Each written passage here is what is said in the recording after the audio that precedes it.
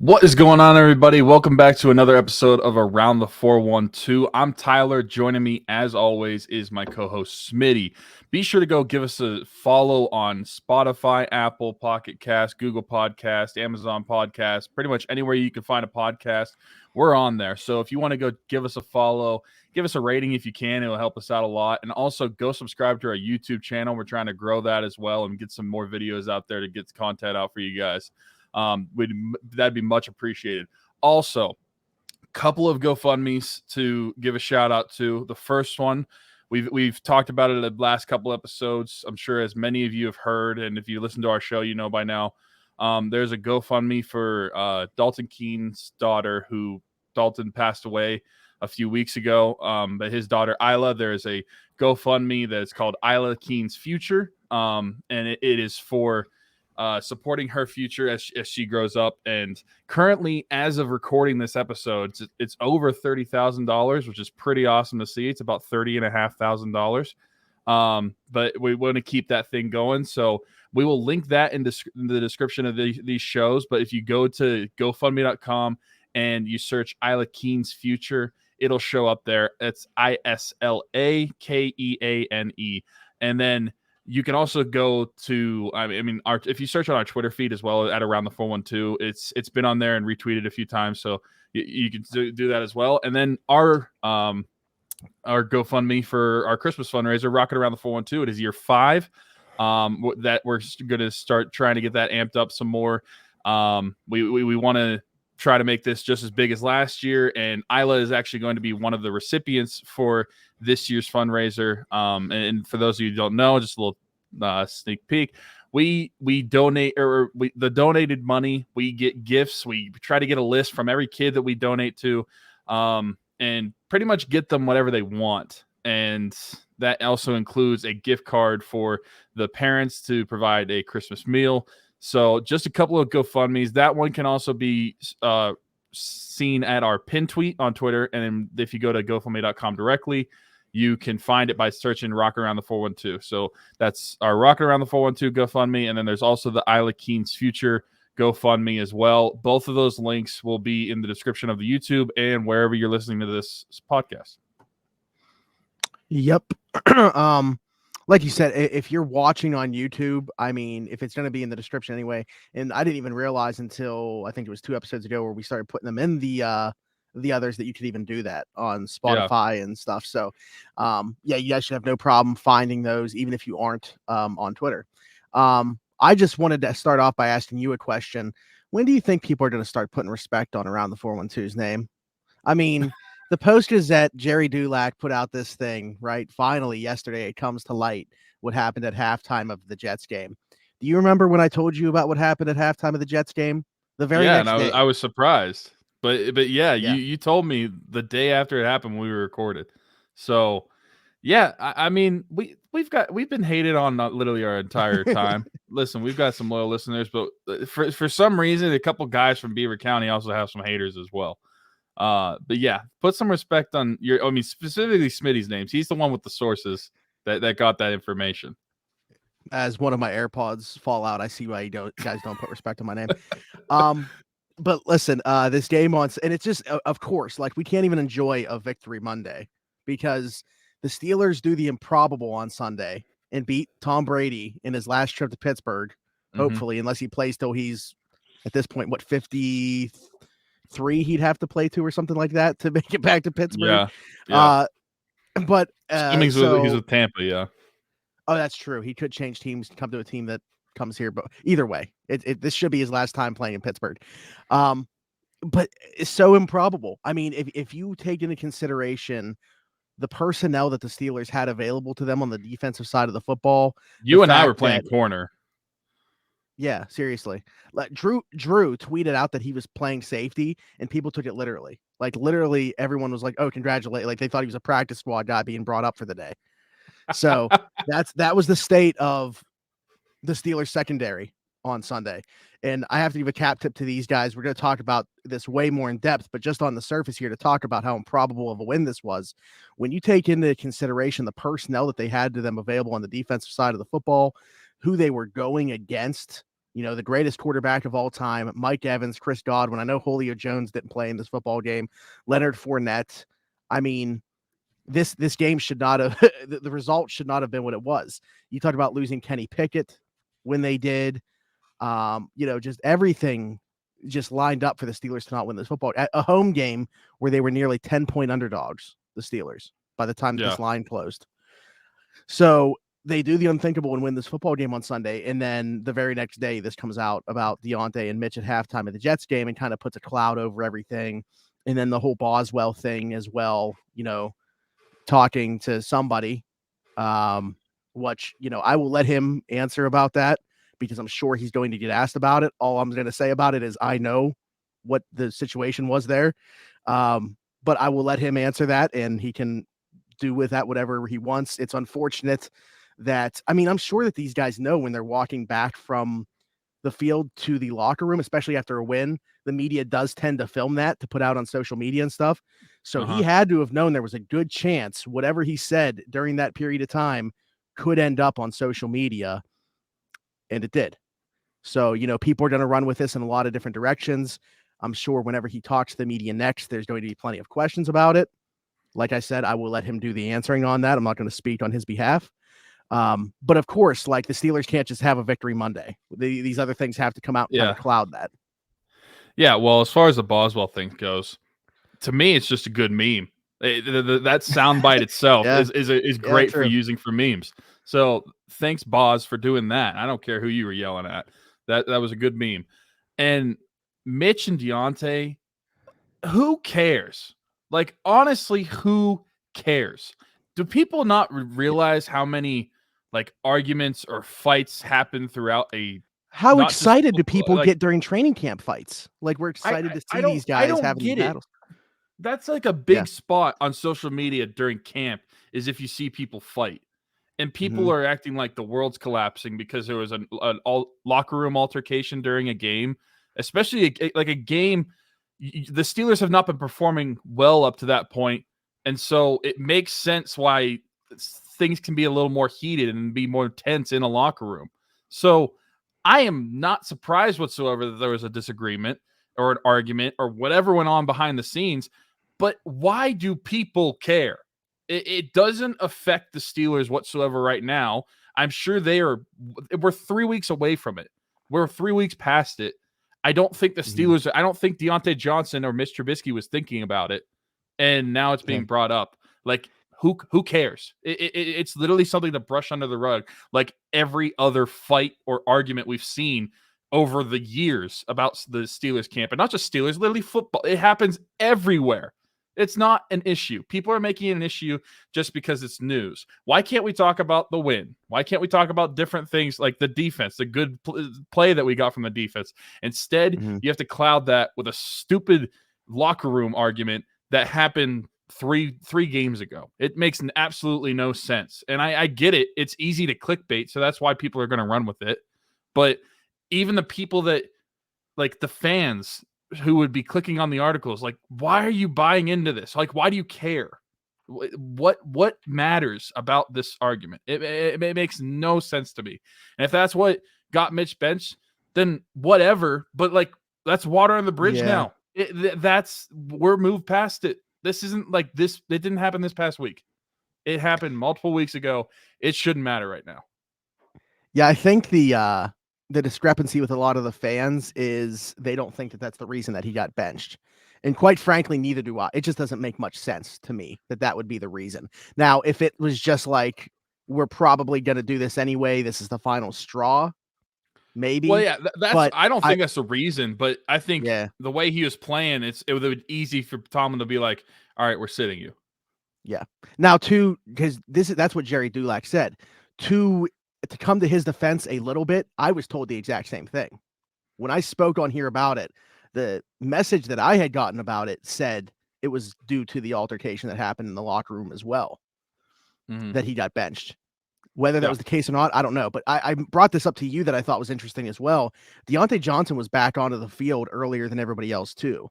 Like he was back out with a specialist warming up. And I had thought at the time it was just to say, what's up because it was like alumni weekend. So a lot of those guys were on the field. So he was like shaking their hand. I just thought it was like cool. He wanted to come out and say what's up to those guys. And then Yeah. hearing that afterwards, I was like, oh man, maybe he got like kicked out of the locker room or just got so tense that he had to get out of there or whatever. But he ended up playing the rest of the game. Now, as far as those two go, the same person that has told me this way back when it happened, it's water under the bridge for those two guys. So I hope that it can be for everybody else. I know that it's not going to be, but those two have moved past it within 24 hours. So people that are trying to continue to stir this up and saying he's not going to target Deontay Johnson if he does have to play again, that's not going to be the case. Those two are fine. This was a much less serious situation than what you see happen even in training camp where you see fists flying and stuff like that. As far to my knowledge, there wasn't even an actual punch thrown during this or anything. So, and that's why it's so stupid. Anybody, and maybe that's why, like, a lot of people haven't played football. And I don't want to give that perspective, like, oh, you've never played football, you don't understand. But like, you know how many arguments, even in high school football, you have amongst teams and coaches, like players and coaches. I cussed my lineman coach out during a game because I wasn't coming off the field. It is what it is. There's no way around it. It happens within all sports, not just football. But in this case, we're talking about football, and it happens at every single level. I just think it's dumb to even really dwell on it that long. It is what it is. It happened. It broke news miraculously weeks later. But I thought it was going to stay under wraps and we'd be like two of the only people to know about it. But when it came out yesterday, I was like, man, like I don't want to be this person and like push this narrative further than it has to be. But I also want people to be like, oh, they did, say something correctly. And maybe they do know some people. So I want to just, now that we're telling people to move past it, I think we ourselves have to move past it as well and finally talk about the game at hand here with Tampa, beating them with a patchwork secondary. I mean, this is one of those games where, say what you want about Tomlin. I know that he deserves a lot of criticism for a lot of things, especially that have gone on this year. But this was a typical Tomlin game. Like, this is why you feel so good going into every Sunday with him as the head coach, because you got a chance every single Sunday, other than you're playing the Buffalo Bills of 2022. But to go into this game with the secondary that they had, listen to the snap counts for every player or every defensive back that they had available to them. Arthur Millette played 56 snaps. That was 77.8% of them. James Pierre, 68 snaps. That's 94% of them. Quincy Wilson, don't know who that is. I believe he was elevated just for this game. 11 snaps. That was 15.3%. That was the Zach Celedonia for the week. Josh Jackson, 59 snaps, 81.9% of them. Terrell Edmonds, of course, all 72 snaps. That's 100%. Trey Norwood played all but one at 71 snaps, 98.6%. Miles Killebrew played a single snap at safety, 1.4% of the snaps. And Elijah Riley, who they brought back, he was with them in the preseason. They cut him, brought him back to the practice squad, elevated him for this game. He played 9 snaps, 9.5%. Those names, though, I mean, literally, this is, I put out a tweet about James Pierre. I just really admired what he did on Sunday. He's one of those guys to me where people were far too high on coming out of 2020 into 2021 when Steven Nelson departed, and they were like, oh, it doesn't matter. We had James Pierre, a guy that's played 30 some snaps in the NFL. And they just assumed he could plug and play him at the boundary and he'd be fine because he showed some flashes. This guy, the entire time, was always going to be a project. Small school guy, undrafted, very raw, but the traits were definitely there, and you have something to work with. That's why deep down, he wasn't the player that everyone thought in terms of how good they were assuming he was going into 2021. He also wasn't as bad as what that little sample size was in 2021 that landed him like 4th or 5th on the depth chart by the end of the season. What he is a really nice developmental corner that needs reps and patience and time, and he can give you what you got on Sunday, which was one heck of an effort having to be the lead corner for this football team on the outside. So, I mean, what a job by him. I want to start with him first and foremost because he played the most out of the corners. Like I said, 68 snaps, 94.4%. He made a ton of plays. I think he had 2 pass defenses, one right at midfield, which was awesome because he's literally on the logo celebrating because it was exactly at midfield. He was like doing a little like guitar celebration or something. Yeah. But what a game from James Pierre. I don't know what your thoughts on him have been because he's kind of been a guy that's just gotten continuously leapfrogged. But this was a game for him where he's just like, okay, I'm still here. I mean, yeah, he was a guy that going into this year, especially after last year, because last year, I mean, even we fell victim of kind of getting into the hype of him bringing back and possibly being one of the corners on the outside. And I feel like after last year, it just kind of, not that I like really disliked him as a player, it's just kind of left a sour taste in my mouth compared to like what we thought it was going to be like. And then going into this year, I just thought he was going to be a depth piece, special teams guy. If he makes the roster, and then that'll pretty much be it. He's not going to play that much, but little did I know that we're going to be playing without any of our corners. But no, I thought it was a great game from him. It was a good bounce back for sure from what we saw, specifically when he had an elevated role last season, because we haven't really seen that this season so far. But then just the entire secondary as a whole was really impressive, because out of all of the guys that you mentioned with the snap counts, only one of those guys are considered a starter, and that's Terrell Edmunds. Every other guy is a depth piece to that secondary, and they definitely stepped in big time, and they played a big role into this game. I mean, Brady, a lot of the pressure that was getting to him wasn't just like quick pressure. I mean, it's probably because it was not necessarily coverage sacks, but coverage pressure. The defensive line was getting time to get to Brady. And so they did a really good job. I was really impressed with it. And it's something that I mean, totally did not expect, because after the previous week, seeing what Buffalo did, I know Buffalo in Tampa are different, and Tampa's not on that level quite anymore, but it's still a really good team. And I was not expecting that defensive performance. Yeah, I mean, they're although they can't do what Buffalo does through the air, I think they have a little bit more balance, because Buffalo doesn't have a Leonard Fournette running the rock. No discredit to Devin Singletary, and obviously Josh Allen's a threat with his legs, but you don't have a Leonard Fournette, and you saw what Leonard Fournette can do. But for the Steelers to hold them out of the end zone until there's like a little under 5 minutes left with this secondary. The other guy that I really wanted to highlight was Josh Jackson, coming up from the practice squad. He played obviously against Buffalo a little bit, had to play in this game, had to start in this game on the outside, was targeted 6 times by Brady when he was covering Mike Evans. Mike Evans had 1 catch on those 6 targets. Obviously he didn't like shadow him or anything like that, but that really jumped off the page to me. Arthur Millette, not necessarily a guy that is known for his coverage, but I thought and I'm not making this comparison, I think that the Steelers probably tried to plug and play him the same way. But I think Sunday he looked a lot like what we saw from Mike Hilton when Mike Hilton was at his best with the Steelers. The way that, Arthur Millette was contributing in run support. He made I think he had like 3 tackles for loss in this football game, just making a lot of plays around the line of scrimmage. They were blitzing him. It was a really impressive effort on his part. Terrell Edmunds, what more do we have to say? I mean, I'm going to continue to sing his praises if no one else will. Played 100% of the snaps. To me, was really a big reason why this worked on Sunday, because of the communication aspect. And I talked about that against Buffalo too. I don't think they beat Buffalo if he's in this football game. I don't think he makes a 35-point difference. But I think that those plays over the top and some of those other things that Buffalo was doing are more limited if Terrell Edmunds is back there in this secondary. And then Trey Norwood, who was kind of a scapegoat for the way that Buffalo game did take place, because he was not very good. I mean, I'm a huge Trey Norwood fan, but let's be frank, he was not very good in that football game. He was very good in this football game.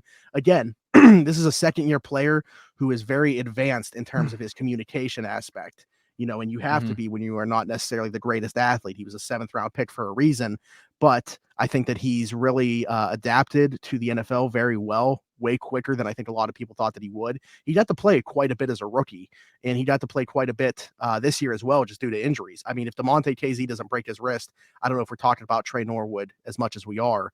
And KZ very well could be back within the next couple weeks, and that's just going to be very good for them, because I think we're going to see some different looks. There's 3 safety looks that we really wanted to see, that looked like we were going to see out of the preseason, where you're talking about maybe using Edmunds or KZ down towards the box, and that kind of replaces that sub linebacker. So we're getting Bob Spillane off the field on 3rd downs, which would be great. He allowed 6 receptions on 7 targets. I mean, he should be off Sunday. the field for the most part anyway, because of the way Devin Bush played on Sunday as well. I feel like Devin Bush needs to have a more elevated role in terms of his snap count, and Robert Spillane can get reduced, because at this point it's proven to me that Devin Bush has resurged a little bit and has played better. I mean, that pass breakup was one of the best plays, probably the best play he's made since his rookie season as a Steeler. I thought this was his best game since his rookie season. Yeah, and so that just screams to me like you might as well give him some elevated role some even more, and then get Bob Spillane off the field because he's a decent backup, but I don't want him out there as much as he is. Yeah. You mentioned some of the pressure that they were creating. I mean, finally, we've been talking about it for weeks. Tampa Bay's offensive line, similarly to how we can talk about our secondary, is kind of a patchwork offensive line with some of the injuries that team has dealt with. But Malik Reed got his first sack as a Steeler. Alex Highsmith has once again retaken the NFL lead after this game with 6.5 sacks. Cam Hayward had 3 Friend of the pressures show, in this by the game. way. Yeah. I mean, I don't want to make it about us, but yeah, he's been on here twice, but who cares? Follows us on Twitter, doesn't matter. But Cam Hayward also with 3 pressures in this football game. He'd only had 1 since the opener, and he has 3 on Sunday finally. There was Chris Wormley made some plays in the backfield. Like, a lot of guys showed up. This was exactly what you need to have happen. Like, all 53 guys that dressed for this game in some way seemed to contribute when they were put on the field. And that's what has to happen to pull off that type of game when you have no business winning. So it was great to see them finally generate some pressure. I think, to your point, though, I would agree where it's like Brady was still having some time to throw, and they were just doing that good of a job in coverage where it was giving the defensive linemen more time to get to the quarterback. But they did play well. I'm not trying to take away from them either. I think this was definitely a collective effort from the defense.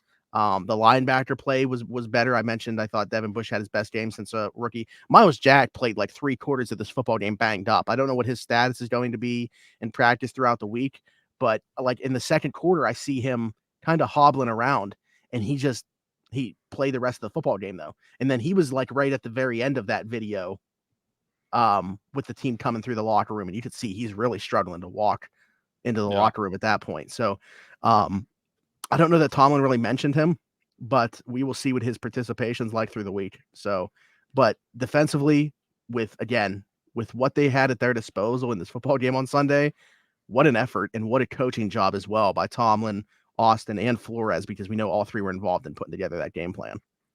Yeah, and unless I'm mistaken, I believe that is the first win without TJ Watt on the defense. It is. Since he was drafted. That's pretty nuts.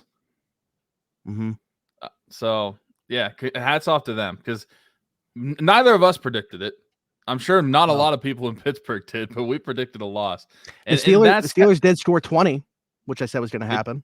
They did score 20. But that's the kind of like gritty performance that you're going to need from the defense, even with the starters. I mean, it was even more impressive because they didn't have guys like TJ and Minka in, but that's the type of performance that you're going to need as the offense is still working out its kinks to win some football games. Because like we said, I mean, I don't want to say that we're lucky the offense scored 20, but like, I guess in a way you could say we're lucky the offense has scored 20 because for several games this season, it seems like that is an impossible task. And so having the performance you got from the defense overall, outstanding performance. And I already said, like, after the game, I was fully anticipating going into this game and losing. And then I'm thinking ahead and I'm like, okay, if we lose like in Miami and then in Philadelphia, like what are we going to look at? And this is the type of performance that makes you think somehow the Steelers are going to do the thing that's going to piss me off the most and be like an 8-9, 9-8 team and just be average. And I'm like, you need to either be good or bad. Quit doing this middle of the road crap. Yeah, where they're at right now, and it's also more a credit to everybody else because I also tweeted this out. Like, I can't figure out who's even good in the NFL outside of Buffalo, Kansas City, and Philly. Like, the Giants are 5-1, but can we really buy into them? I think they're in the right direction. I think they finally got a head coach, but I don't know that I would pick them to do any damage in the playoffs. With Minnesota, I like them a lot, but how do you put stock into Kirk Cousins when it matters? Well, I saw this TikTok today, and it was something like you've got Philly, Buffalo, and Kansas City all up here. And then down here, you have the Texans and I don't know if they said the Bears or whoever. And then you have everyone else in between that. Maybe the Panthers. And then they're like every single other team, like all 28 other teams are all in between. Yeah, so I mean, I'm looking at the Steelers. The Steelers are as close to first place as they are to picking first in the NFL draft right now. Yeah, that's So nuts. that it's they're in a really weird spot, but we know the Steelers. We know Mike Tomlin. This is a team that's going to try to obviously win every football game possible, and they're going to compete. Like, you just have a feeling they're just going to stay in these football games. It wouldn't surprise me one bit if they go to Miami on Sunday night and win that football game. Tua, it looks like Tua is going to be back, but I feel actually much more, and we can talk about this real quick as well. I didn't necessarily plan to talk about injuries because Wednesday is really the first day that we have a good idea of what's going on with guys. Actually Thursday, because Wednesday, anybody that's dealing with anything is probably going to be That's limited or really not when they practice. sit. But with Kenny, right, when he leaves this game with concussion like symptoms, being evaluated for a concussion anymore, and we've seen it now 2 weeks in a row with Terrell Edmonds and Pat Freiermuth. Anymore, when that happens, you feel like that guy's just not playing the following week. But like Tomlin, the way he was talking today makes it seem like there's a very good chance Pickett will be available to play. And if he is, he's going to. He shut down any type of quarterback controversy that was trying to be drummed up by saying he anticipates him practicing as long as he clears these hurdles that he has to throughout the week. He's going to be the starter for Miami, which is great to hear. You love that Tomlin just shoots down that speculation right away. But yeah, I feel very good. I don't feel very good about it necessarily. I feel much better about it as we sit here right now than I did when I saw that it was a concussion that he was leaving the game for, because I just assumed, okay, he's not playing for a week. That's what I assumed as well, especially with the whole Tua stuff that happened earlier this season. I know teams are going to be extra cautious about that sort of thing, and rightfully so. But I just didn't think that he probably would play this week. But the way that Tomlin is talking, there's the good possibility. And I'm happy that Tomlin just flat out said he's going to be the guy if he's available, because I would rather just know that right out the gate. And I'm sure even probably the quarterbacks would probably rather know that right out the gate than having to wonder up until game time who is going to be the quarterback. And maybe from a strategic, like, gamemanship standpoint, I can get where you wouldn't want Miami to know who the quarterback is. But I also get from a team standpoint, like, they should know who the quarterback is. And I think Tomlin set that message. And I think that's a good thing. And it's a good thing for us, too, because not that I am overly worried if Kenny doesn't play that Mitch is going to be terrible again. I mean, it's not even that I'm worried. I just kind of like feel like it's going to be a thing. But I feel like it's kind of just goes back to what we said, where if you go to Kenny after you go to Mitch, you're not going back to Mitch. And I feel like Tomlin kind of just solidified what we had talked about before they ever made the switch, is that they've made the switch to their first round guy. So whenever he's healthy, he's the quarterback again. Plain and simple. I'm sorry, Mitch. You get your chance if Kenny can't go, but the way it is, you had your shot at it. Didn't turn out that great. And I understand he looked good in relief in this game. But to me, that's not enough to win you the job back. No, but I do want to talk about that now, though. I think that you definitely have to tip your cap for what he did on Sunday. I mean, absolutely. I'm looking at the statistics from this game. The Steelers only had 270 yards of total offense. Do you know how they were able to win this football game, though, from the offensive standpoint? Obviously, they played really good defensively. From the offensive standpoint, 7 of 15 on third downs, on the money down. That's what they were able to do. When was the last time that you saw the Steelers be able to chew nearly 5 minutes of clock to ice a game? That's what they did. After Tampa Bay scored that touchdown and didn't get the 2-point conversion, they didn't see the football again. Mitch converts even that second down snap from Mason Cole that's on the ground turns into a 3rd and 16, turns a 2nd and 2 into a 3rd and 16 situation. No problem. Trubisky fires it to Chase Claypool, who, by the way, caught 7 of 7 targets for 96 yards. And we can talk about him in a second as well. Chase Claypool as well. Yeah. But Mitch Trubisky's second half, what he was able to come in and do in this football game, I felt so much more confident, and it's because he played so much more confident. I understand what the numbers look like, where, he had plenty of attempts that were 20 plus yards down the field and stuff like that. So he technically was taking some shots, but when he's holding on to the football the way that he was, that was where the issues were what they were, standing in the pocket and taking sacks, just being complacent. It looked like just playing scared at times and not willing to take chances to make mistakes. In this football game, it looked like he was just playing some effort ball and he didn't care. Like, he was in the situation that he was in. He knew what had just happened to Kenny, This was his half of football. No one's breathing down his neck for the rest of this football game. This is his game to go and win. Yeah. And he took the reins.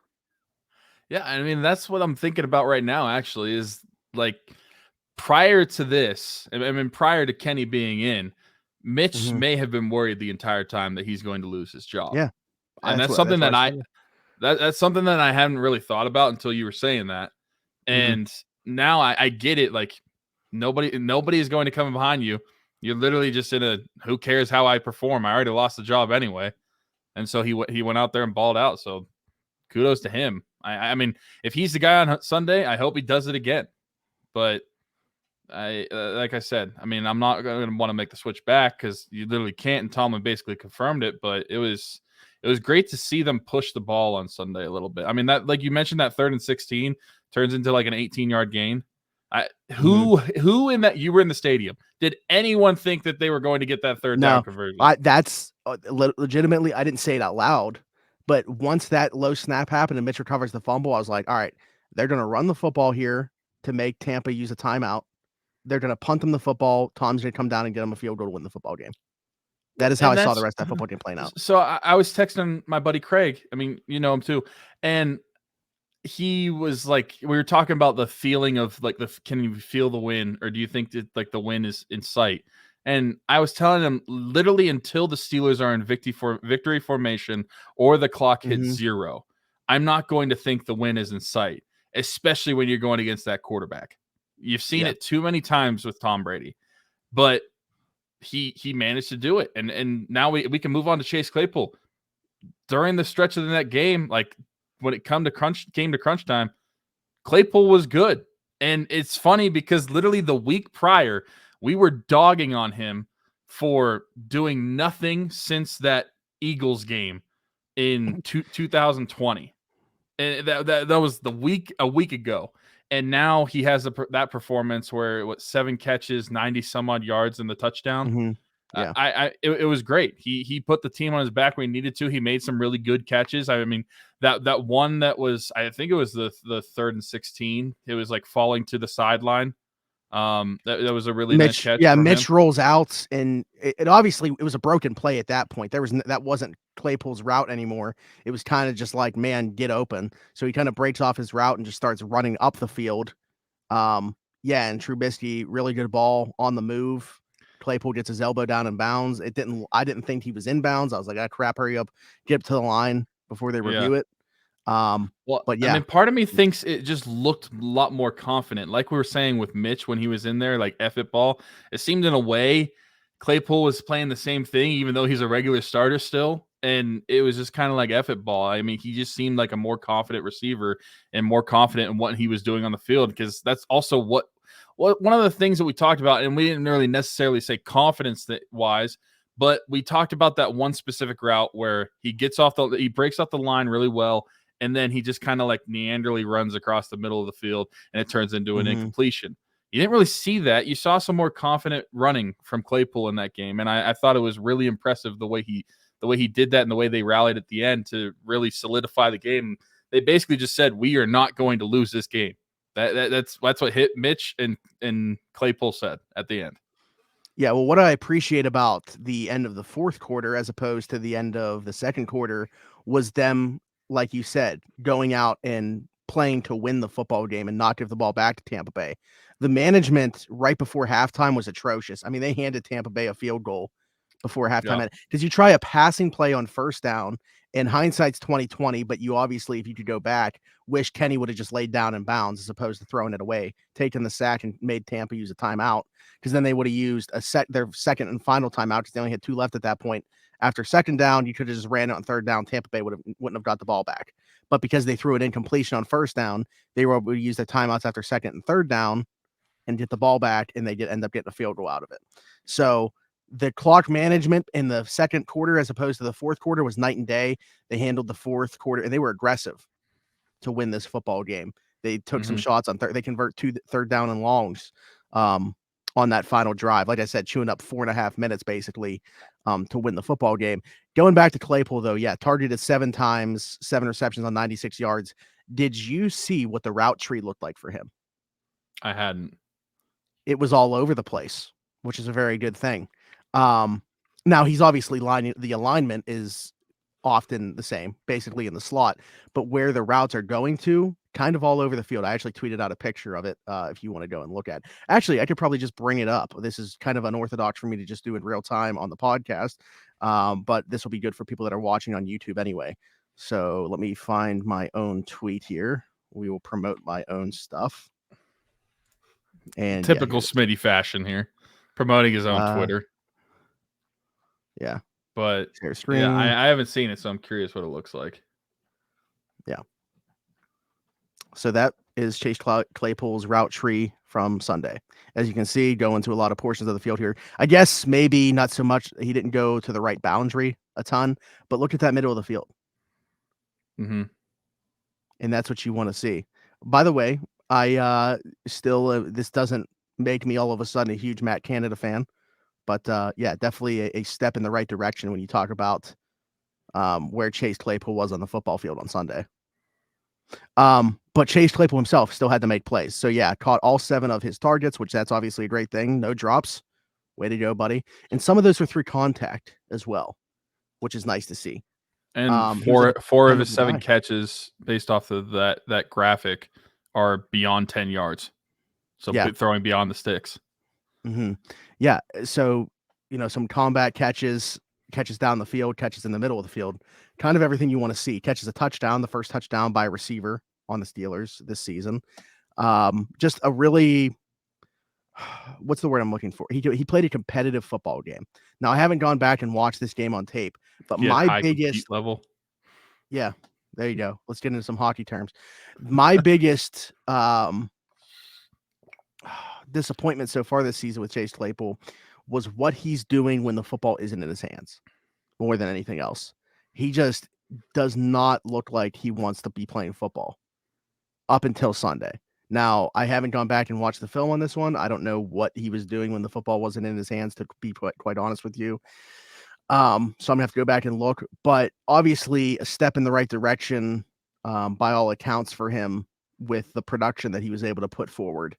And let's keep stacking these. Everybody knows, like, I've been as critical of Chase Claypool as anybody, but I have no reason to, not be willing to change my opinion on him. I don't understand people that are like that. Like, I would rather be proven wrong than continue to have material to push a narrative, because it would benefit the Pittsburgh Steelers if he continues to have performances like this. Why would I want the opposite of that? Yeah. The only counter to that one, and not Claypool or any players in particular, to me, is where it's like, I would rather the team be flat out bad than average. Oh, yeah. I mean, to get better, you got to be bad. Like, that's just the case sometimes. But yeah, when it comes to like players and pushing narratives like that, no, I'm all for players individually turning things around and being productive. Now, also, I mean, we might as well bring this up since we're talking about Chase Claypool as well. His name has been circulating in some rumors recently, thrown out there as one of the top trade candidates at the deadline here by both ESPN and CBS now as well, have put his name out there. And the Packers, obviously, like, they've been looking for a receiver for a long time, even though they just drafted 2. I mean, obviously losing Devontae Adams, and they draft Romeo Doubs and Christian Watson. Romeo Doubs has been far more productive this year, but like, they've lost Randall Cobb for a couple weeks here. Sammy Watkins, non-factor for them there. They're looking for a receiver. They have been for a long time. Chase Claypool's name has popped up. ESPN did a mock trade with them and the Steelers, and it was Claypool in a 7th for Amari Rodgers and a 4th. Amari Rodgers out of Clemson has not done a thing there for them. I think he was a 3rd-round pick, really only been used as a kick returner and punt returner at times. Let me say this when it comes to Claypool. I was told by somebody, and once again, I refuse to use names on here, I would never do that, that they thought he was going to be traded before the season started because the Steelers took 2 receivers in the draft. Now, did Calvin Austin's injury play into the team not doing that? I don't know, because that was so close to the season. I feel like if they were going to trade Claypool, it would have probably been right after the draft, but that obviously didn't happen. My best guess as to how this whole thing plays out, I think it'd be pretty un-Steelers-like to move him right now. If they were to do so, what are they looking for? I don't think you can get higher than a third, but I also wouldn't take lower than a fourth for sure. And a fourth, it would have to be a team that you think should be picking relatively high towards that, Mm-hmm. where it's almost a third. Um, but man, my best guess for how this plays out is he plays out his rookie contract and walks. Like that's still just the way I think it's going to happen. And I don't think he would be traded any earlier than like draft time next year. So it would surprise me if they moved him this season before the deadline. It's just interesting that his name is popping up again when I was told that like right after the draft. I think the only way that he's moved next year is if they take another receiver. Because Jordan Addison. I would think Jordan Addison. I would think they're going to take a receiver in the first round. I would think that Claypool is just going to play out the contract, like you said. Mm-hmm. But Yeah. if they take another receiver, and you've got two of your receivers on their second year of their rookie contracts, one rookie, and then Deontay Johnson, assumingly still. I mean, that's four guys that you expect to be playing quite a bit. And where does Claypool fit into that at that point? So that's what I would think. The only case that I would see. I mean, if they take Jordan Addison, yeah, for sure, trade Chase Claypool, sure. But yeah, I don't know. We'll see. So, yeah, I think the other part of this is we haven't seen Calvin Austin at all. Like, who knows what he's even going to be for this team? Like, the reason I think Claypool's for sure going to walk is you've already paid a receiver in Deontay Johnson, and you have your guy in waiting in George Pickens. I don't think you can pay Chase Claypool in between them as well. The reason to not trade him now, in my opinion, is you need at least three receivers to have an NFL offense. We don't have an NFL offense right now because Matt Canada is running it, but you need at least three receivers to have any semblance of an NFL offense. Yeah. And if you trade Claypool, man, you are really Kansas City and you have Kelsey. Yeah, very true. I mean, Freiermuth is a nice piece. Najee can catch the ball in the backfield, but yeah, but Freiermuth's not Kelsey. No. But where was I going with this? Oh, if you trade Claypool right now, that you really better hope that Calvin Austin is what we think he could be, like immediately. Yeah. And just speaking on him by himself, I'm excited to see what he brings because I think he brings a different element that all of the other receivers don't really have. He's a home run hitter. Is just flat out speed. I mean, not to say he's Tyreek Hill, but he has that kind of twitchiness and speed to him. And so I think that once you add that wrinkle to the offense, that could open things up even more for the receivers. Well, it's interesting you say Tyreek Hill because I'm thinking of another guy that's still in KC is a more comparable player in Mecole Hardman, who's very close in speed to Tyreek Hill, but obviously not the same level of talent. Right. But yeah, it's going to be interesting to see, like, how does he get utilized?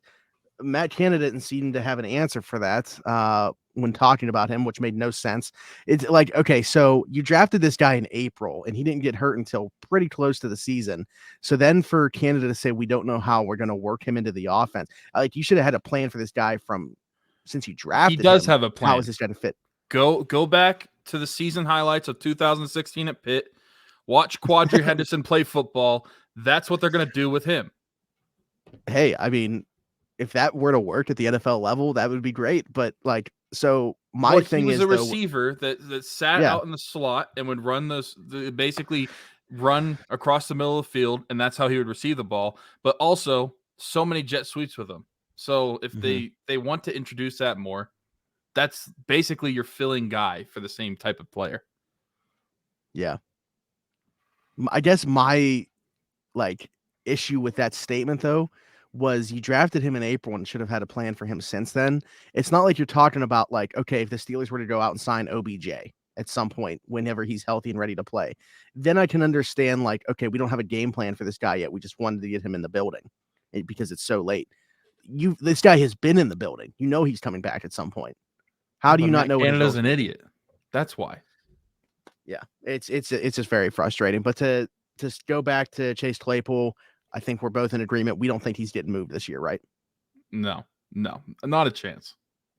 Because then say Calvin Austin has another setback. Your wide receiver 3 is going to be Who? If you trade him, Steve Sims, Miles Boykin, like Yeah, they would have to bring in the body. What are we working with? Yeah, no, Yeah. there's no chance. They might bring in OBJ in that case. Hey, I mean, I'd be fine with it. Okay, and then finally, actually, we have to go to. I got some questions from Instagram, but yeah, we'll do that. Did first, Sarge not take notes, by the way? No, he did not. What an idiot! I know. Was disappointed. I thought he was gonna be multitasking. Dang. So yeah, I just was looking for a couple questions. We got 3 that were serious, so we can answer those ones. What does the wide receiver room look like next year? This is from Nick Case. Deontay Johnson, George Pickens, Calvin Austin for sure. I'm still gonna say if I'm going to be, I'm pretty adamant in thinking that Chase Claypool is going to play out his rookie contract and Pittsburgh and walk. So I still think he's a part of the wide receiver room next year. Do they bring back any of the other guys that are here right now? I'll say Steven Sims. And then one guy that's currently not on the team. I'll say if Steven Sims is still around, I'm assuming that Gunner's not. Yeah, I don't think Gunner will be. I don't think Miles Boykin will be, and I don't think Anthony Miller will be, who's out for the year anyway. But I think they'll bring in like another veteran receiver to be that 6th guy, compete for a spot. Right. I'll say pretty much the same thing. You're still Deontay, Pickens, Austin. Like I said, the only wrinkle about Claypool next year would be if they draft a receiver. But with how many needs around the team that I think there are outside of just starters too, depth and right now just 6 picks. Yeah, I don't think that they can really afford to spend one on another receiver, especially after picking 2 last year. So I would assume they stick with the 4 that they have right now in those 4, and then probably Sims as well if he's going to be your returner too, and then just one of those other veteran guys that are going to be brought in that don't really make a difference anyway. Another Nick Gregoric said, if Kenny doesn't play Sunday, how deep does Mitch have to be in his Duffy for a W? So this is because we were playing NHL and he got off, and then Stubbs and I played a game and we put up like 10 goals. I scored like 6 or 7, something like that. So I texted Nick afterwards and was like, yeah, we were able to win. I was in my Duffy, like in my bag in this game. Right. So for the boomers that don't know what being in your Duffy means, so the thing is, Mitch was definitely in his Duffy in the second half on Sunday. So that's just, he needs to be that same level in his Duffy Sunday night if for some reason Kenny isn't able to play. And oddly enough, I think that the situation of Mike Tomlin saying that if Kenny's healthy, he's a guy that kind of puts Trubisky back in that F it, what do I have to lose category. So maybe if he ends up going, he's still going to have that same dog mentality. Like, I mean, I got nothing to lose at this point. So he's not going to be as jittery in the pocket and he might perform better. Yeah. So yeah, he's going to be in his Louis for sure. Shut up. Shut up. Yeah, I don't know how deep. Probably, let's see. I mean, you ever seen Hermione Granger? You ever seen her? You ever seen her magical purse? That deep. It can fit an entire tent in it. Yeah.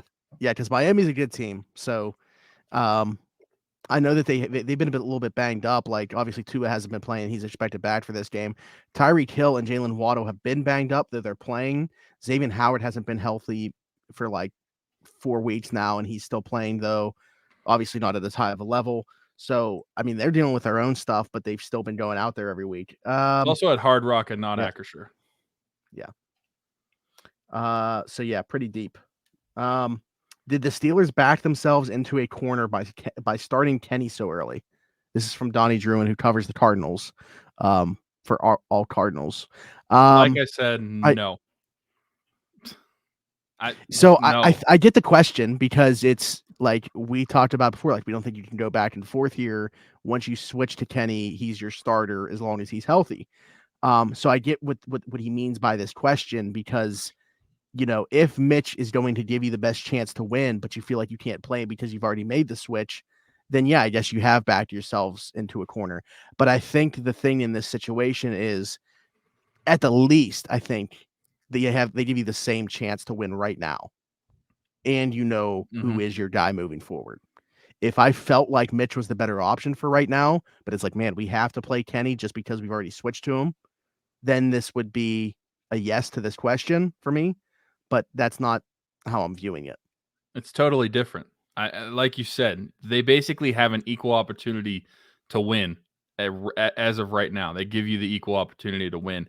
And that's also Mitch coming off the performance that he had. If you would have asked me Mm, prior to yeah. kickoff on Sunday, I would say Kenny gives you the better chance. So, no, I don't think they have, because I still don't think Trubisky is going to be that guy moving forward. I don't think he's going to have some resurgence and start playing like the quarterback that we hoped he would when he came to Pittsburgh, just because he gets to start another game. I mean, we've seen him start multiple games this season. It didn't work out that well.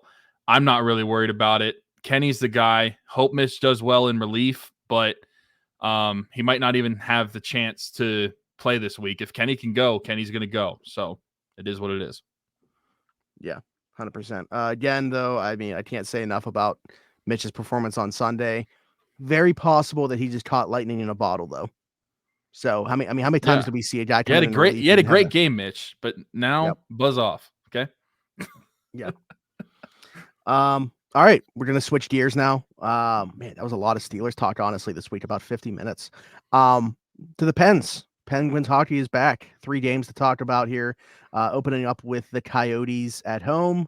I mean, what a performance. I feel like this game kind of had everything that you'd want to see in an opener, especially like the really like feel good goals you get from Jason Zucker and Kasperi Kapanen in that game too. Like guys that Mm-hmm. that you need. The Penguins need them to be those types of players this year. So really good performance in that one. For the most part, I think that again, when you're playing a game like that and you get up the way that they were, it's easy to take your foot off the gas at times.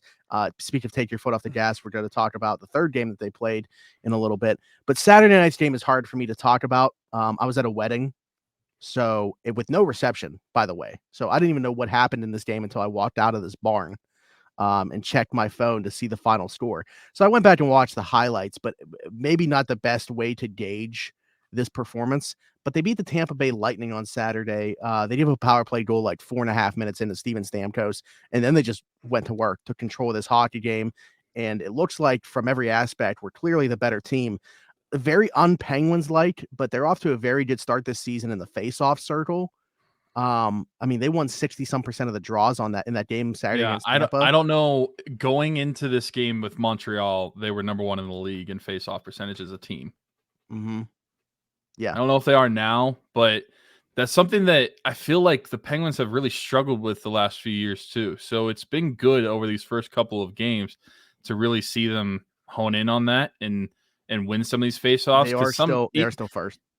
even someone like Sid, who I feel like has pretty much characteristically been pretty good over his career as a face-off guy, I feel like the last Mm. like couple of seasons he's been kind of Well, down in the face-off circle. really interesting. Speaking of sit and face-offs, is they're trying a bunch of different stuff with the face-offs this year, like a bunch of set plays, and it's leading to Sid taking less draws because they're having Gensel take some of them, and Mm. they're like setting something up right off the face-off. So in these first 3 games, at least, they've thrown some different looks at people where Sid's not even the one taking the draw, and he's playing the wing off the face-off. So that's been interesting to watch for sure. Did you watch the game on Saturday against Tampa though? Like, I watched, so don't listen to me, police of Utah. So the game started after at the end of the BYU game, and okay, yeah, after and before I got to my uncle's or my cousin's house. So like while I was at the game or watching the game, I had it on my dashboard in front of my speedometer. And as I was driving to his house, I was watching the game like that. So yes, in a way, I watched the game, but I don't know if you can say I fully watched the game. It okay, was a really good performance though. The first period was pretty competitive. It seemed like it was going to be an even fought game, and but then it really opened up for the Penguins in the second period and on. And in that third period, I believe that's when they scored 4 goals. mm-hmm. They Yeah, just kind of like opened it up at that point. Um, I thought it was a really good performance overall. I mean, the first two games in particular, just seeing the offense, and it's not just, I mean, of course, like Sid and Jake and Malkin they were getting their own, but it was all throughout the lineup too. And like you said, seeing a guy like Zucker get that goal, seeing a guy like Kapanen, like I tweeted out, like I know, even though Kapanen will probably brush it off like, oh, it's just it's a sixth goal of a game. It didn't really mean much at that point. I know just individually that probably felt really good for him to get that in the back of the net. And who scored in this Tampa game? Let me see. Okay, so Sid scored, Jeff scored, Heinen. Jake scored, Heinen scored.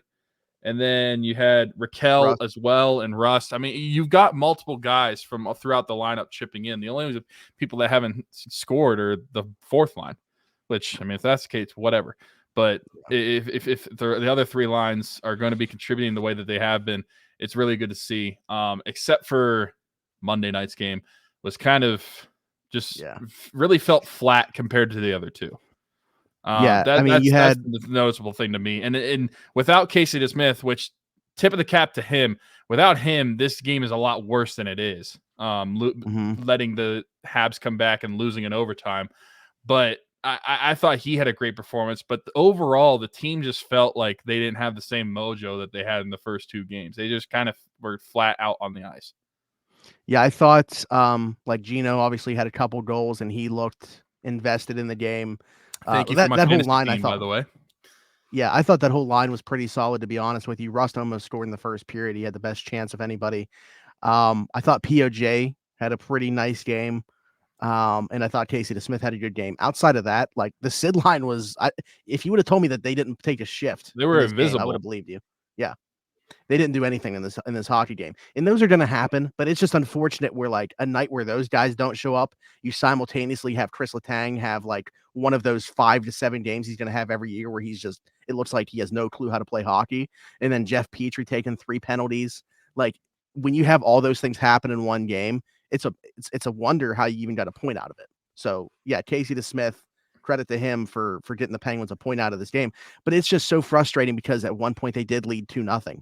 Even though Montreal was outplaying them for a lot of this hockey game, the Penguins still blew a 2-0 lead and they scored. They gave up the game tying goal. It was 2-0 going into the third.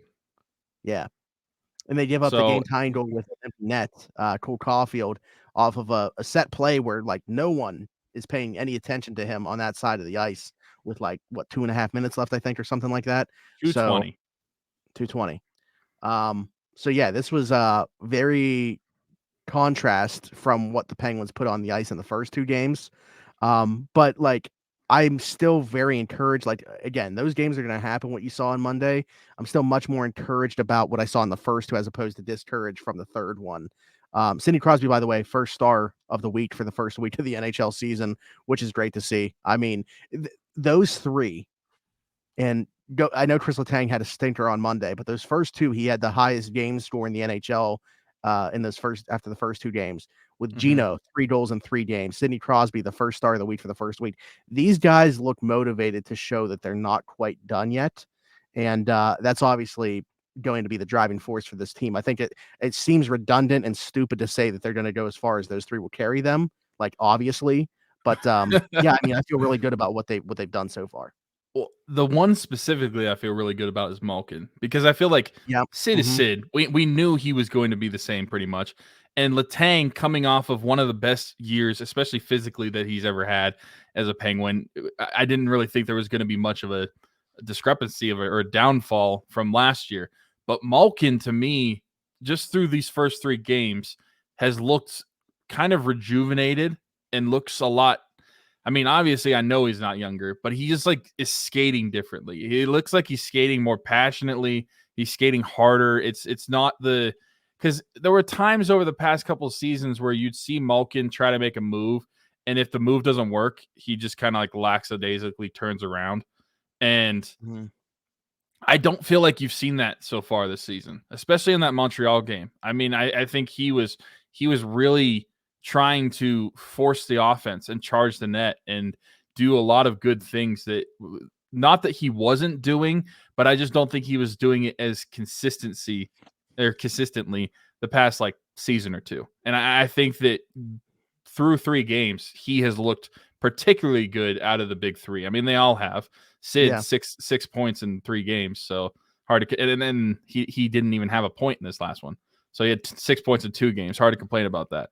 I'm really excited about the team moving forward. I thought it was going to be a good team, but those first 2 games, they were really encouraging for what we could see throughout the rest of the season, because it wasn't, like I said, the thing that I didn't want to see that you saw so much last year is that if it wasn't going to be Malkin or the top line scoring, no one is scoring. And I get it's a really small sample size, but it's nice to see other guys get into the net as well. I just want Bluter back. Like, that's obviously the one thing that I'm looking at. You don't like Paling? I mean, between him and Archibald, I think one of them can have a spot, but I don't think you can be playing. But they're giving you nothing. And honestly, it might be Brock McGinn that I would get rid of, but like that's not going to happen. But so, 3 point, how much did he make? 2.75, 3.25. I don't know. It's 3 more years on. Or wait, he makes too much. No, he's not a 6. 4-year deal. No. He was a 4-year deal. He was a 4-year deal. I was for a second I was confusing him and Tanev's contract like length. Yeah, no. Brock McGinn is currently on three more deals. Okay, he's 2.75 at 3 more years. 3 more years, including this one. So I mean, yeah, he's not going anywhere.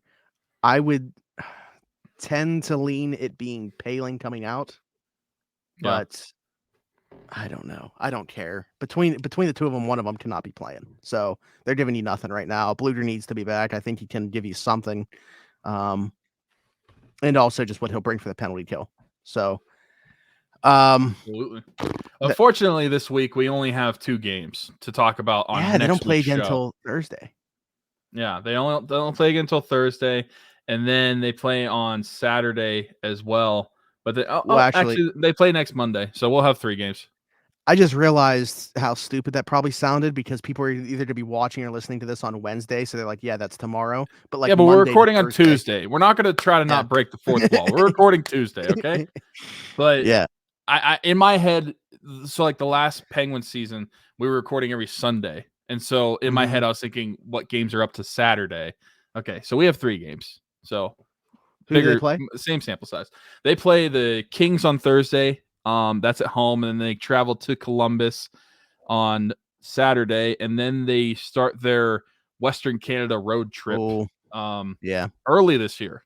That seems like pretty early. Normally, I feel like it's around like November, December. But they play the Oilers on Monday.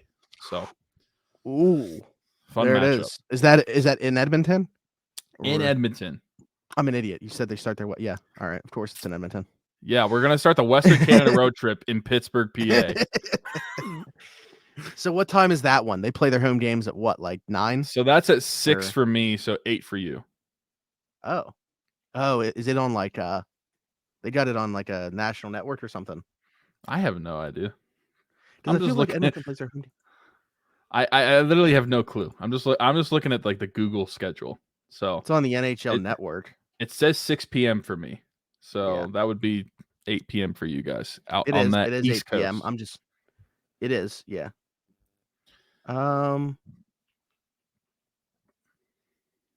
Actually, their home games are kind of all over the map with start times.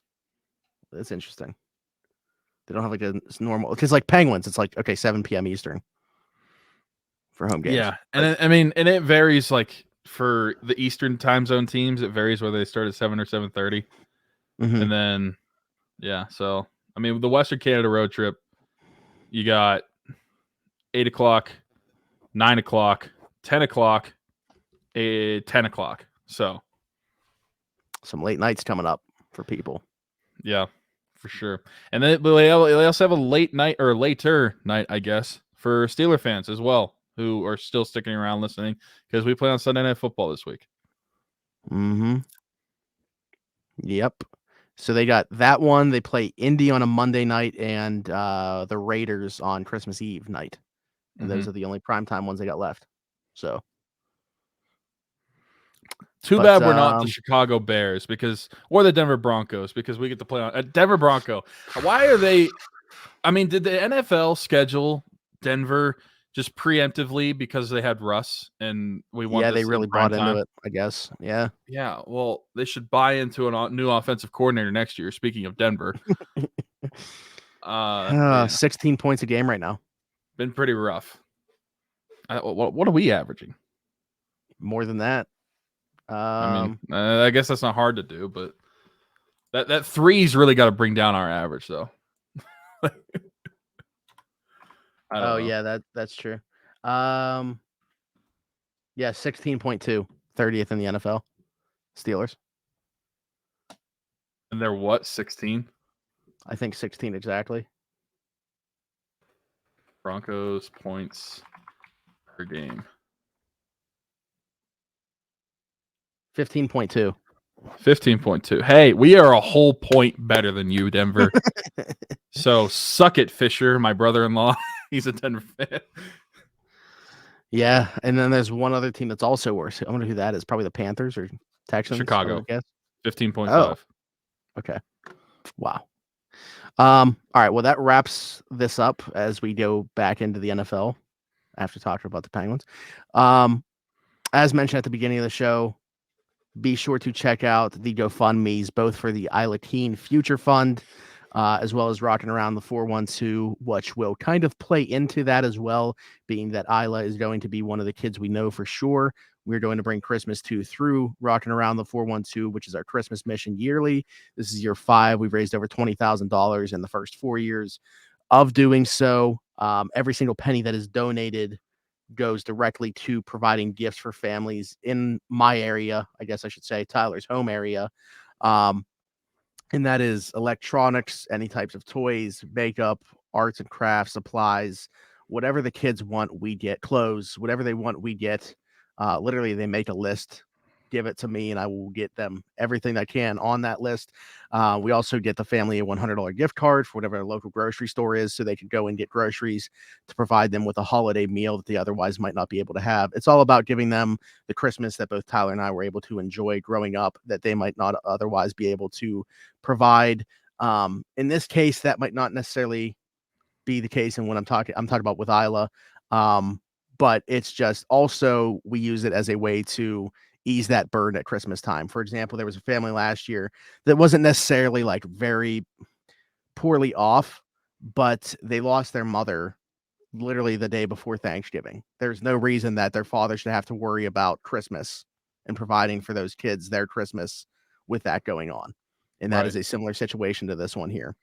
So we just want to take away that financial burden for them this year. And I'm very thankful that we're going to be able to do so, as I've seen the way that it has impacted that family firsthand. Other than that, again, as Tyler mentioned at the beginning, like and subscribe wherever you're watching or listening to this. If you are listening to it somewhere other than YouTube, please head to the YouTube, leave us a like on this video, subscribe to the channel. We try to post shorts from the show throughout the week as well, try to get out just more content. Let us know your opinion on anything that we might have talked about through the show or a question for next week.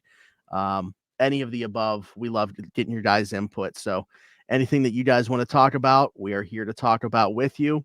Until next week, for Smitty, for Tyler, this has been Around the 412, and we'll see you then. Bye-bye.